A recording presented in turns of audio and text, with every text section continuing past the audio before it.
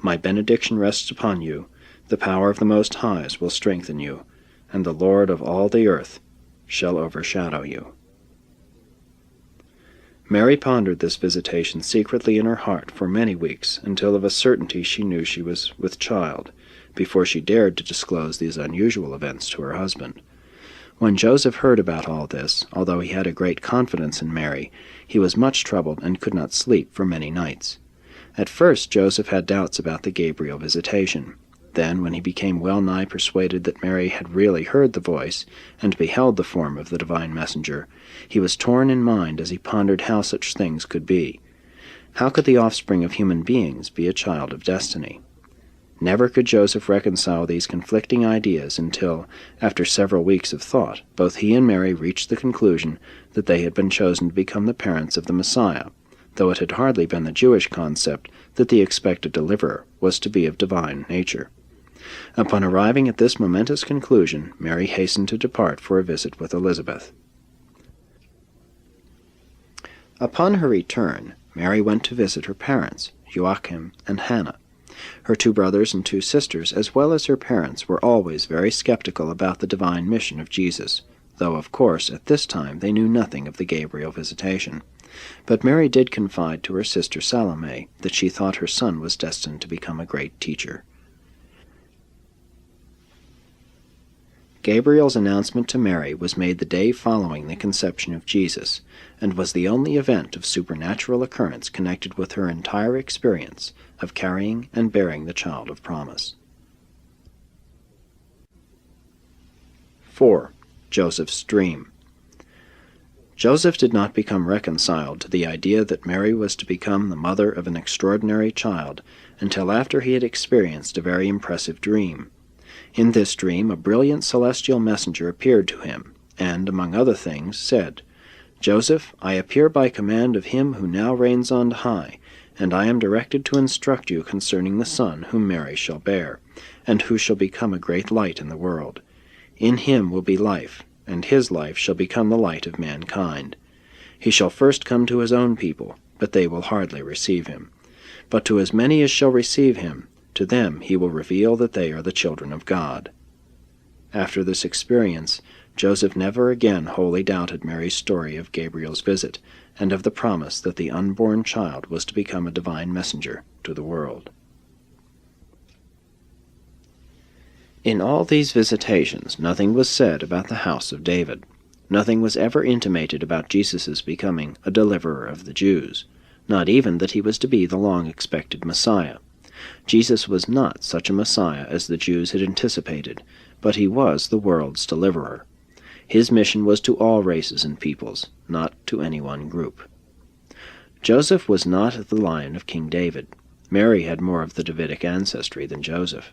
True, Joseph did go to the city of David, Bethlehem, to be registered for the Roman census, but that was because 6 generations previously, Joseph's paternal ancestor of that generation, being an orphan, was adopted by one Zadok, who was a direct descendant of David. Hence was Joseph also accounted as of the house of David. Most of the so-called messianic prophecies of the Old Testament were made to apply to Jesus long after his life had been lived on earth. For centuries the Hebrew prophets had proclaimed the coming of a deliverer, and these promises had been construed by successive generations as referring to a new Jewish ruler who would sit upon the throne of David, and, by the reputed miraculous methods of Moses, proceed to establish the Jews in Palestine as a powerful nation, free from all foreign domination. Again, many figurative passages found throughout the Hebrew Scriptures were subsequently misapplied to the life mission of Jesus. Many Old Testament sayings were so distorted as to appear to fit some episode of the Master's earth life. Jesus himself one time publicly denied any connection with the royal house of David. Even the passage, "A maiden shall bear a son," was made to read, "A virgin shall bear a son." This was also true of the many genealogies of both Joseph and Mary which were constructed subsequent to Michael's career on earth. Many of these lineages contain much of the Master's ancestry, but on the whole they are not genuine, and may not be depended upon as factual. The early followers of Jesus all too often succumbed to the temptation to make all the olden prophetic utterances appear to find fulfillment in the life of their Lord and Master. 5. Jesus' earth parents. Joseph was a mild-mannered man, extremely conscientious, and in every way faithful to the religious conventions and practices of his people. He talked little, but thought much. The sorry plight of the Jewish people caused Joseph much sadness. As a youth, among his 8 brothers and sisters, he had been more cheerful, but in the earlier years of married life, during Jesus' childhood, he was subject to periods of mild spiritual discouragement. These temperamental manifestations were greatly improved just before his untimely death, and after the economic condition of his family had been enhanced by his advancement from the rank of carpenter to the role of a prosperous contractor. Mary's temperament was quite opposite to that of her husband. She was usually cheerful, was very rarely downcast, and possessed an ever-sunny disposition. Mary indulged in free and frequent expression of her emotional feelings, and was never observed to be sorrowful until after the sudden death of Joseph. And she had hardly recovered from this shock when she had thrust upon her the anxieties and questionings aroused by the extraordinary career of her eldest son, which was so rapidly unfolding before her astonished gaze. But throughout all this unusual experience, Mary was composed, courageous, and fairly wise in her relationship with her strange and little understood firstborn son and his surviving brothers and sisters. Jesus derived much of his unusual gentleness and marvelous sympathetic understanding of human nature from his Father.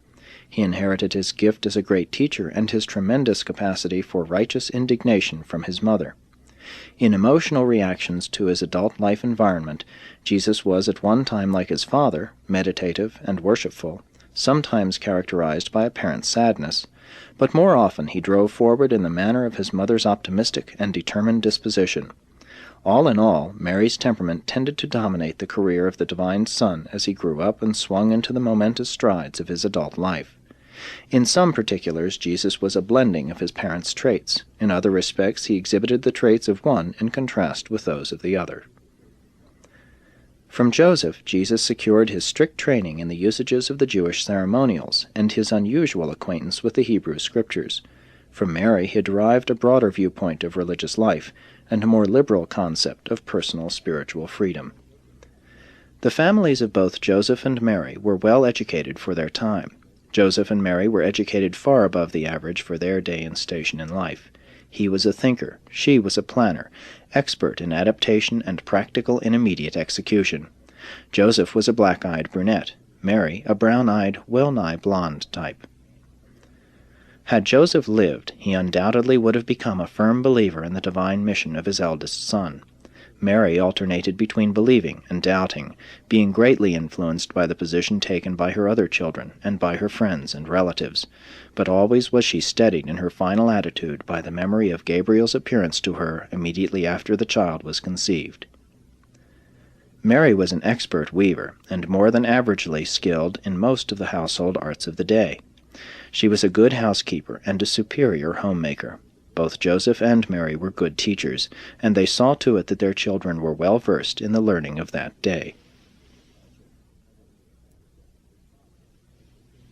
When Joseph was a young man, he was employed by Mary's father in the work of building an addition to his house, and it was when Mary brought Joseph a cup of water during a noontime meal that the courtship of the pair who were destined to become the parents of Jesus really began. Joseph and Mary were married in accordance with Jewish custom at Mary's home in the environs of Nazareth when Joseph was 21 years old. This marriage concluded a normal courtship of almost 2 years' duration. Shortly thereafter they moved into their new home in Nazareth, which had been built by Joseph with the assistance of 2 of his brothers. The house was located near the foot of the nearby elevated land, which so charmingly overlooked the surrounding countryside. In this home, especially prepared, these young and expectant parents had thought to welcome the child of promise, little realizing that this momentous event of a universe was to transpire while they would be absent from home in Bethlehem of Judea. The larger part of Joseph's family became believers in the teachings of Jesus, but very few of Mary's people ever believed in him until after he had departed from this world. Joseph leaned more toward the spiritual concept of the expected Messiah, but Mary and her family, especially her father,